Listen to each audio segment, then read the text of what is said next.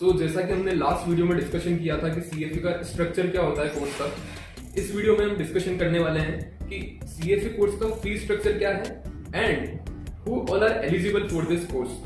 So talking about the fee structure of CFA exam. CFA exam is divided into 3 levels, and first of all, when you register for the exam, you have to pay a one-time enrollment fee, which is $450. If you convert it into rupee, it will come to around 31,500 something. So basically, that is one-time enrollment fees which you have to pay. So basically, CFA fees is divided into 3 slabs.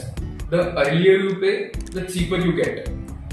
So basically जब आप CFA level 1 हो, चाहे 2 हो, चाहे 3 हो, अगर आप early bird में रजिस्टर कराते हैं, वो डेट्स में आपको आगे बताने वाला हूँ कि क्या अर्ली होगा, क्या स्टैंडर्ड होगा और क्या लेट होगा. तो बेसिकली जब आप अर्ली बर्ड में खुद को रजिस्टर कराएंगे CFA में, तो either it is level 1, level 2 और लेवल 3, यू हैव टू पे $700. और ये फीस चेंज भी हो सकती है टाइम टू टाइम. तो करंटली अगर मैं आपको बताऊं तो $700 यू हैव टू पे. अगर मैं स्टैंडर्ड फीस की बात करूं तो वो है $1000.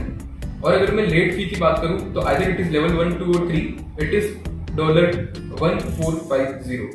सो बेसिकली अगर मैं आपको इंडियन रुपीज में कन्वर्ट करके ना बताऊं तो अगर आप अर्ली बर्ड में रजिस्टर हो रहे हैं, चाहे लेवल 1 हो, 2 हो, 3 हो, आपको लगेगा 49,000 रुपीज अराउंड.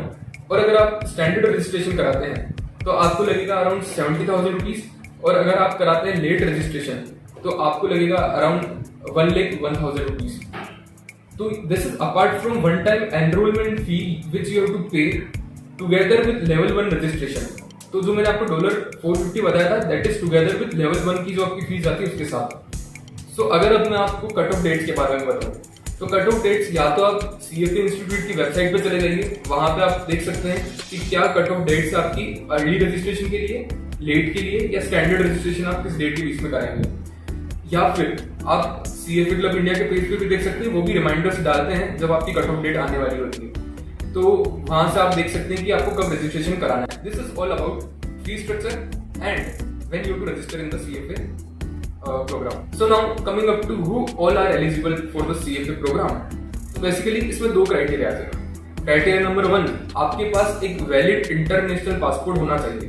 अब लोग पूछते इसका रीजन क्या है, CFA इंस्टीट्यूट ये क्यों डिमांड करता है. तो इसके 2 रीजन हो सकते हैं. रीजन नंबर 1 ये हो सकता है कि CFA wants people who are globally connected. तो पहला रीजन ये हो सकता है. दूसरा रीजन ये हो सकता है कि CFA इंस्टीट्यूट को एक वैलिड इंटरनेशनल कोई ID प्रूफ चाहिए. तो passport is the best for that.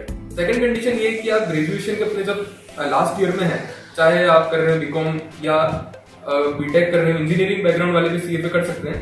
तो चाहे आपका BTech का लास्ट ईयर हो या फिर आपके BBA का लास्ट ईयर हो, you can give level 1 exam, but the condition for giving CFA level 2 exam is that you must have to clear or you must have to complete your graduation.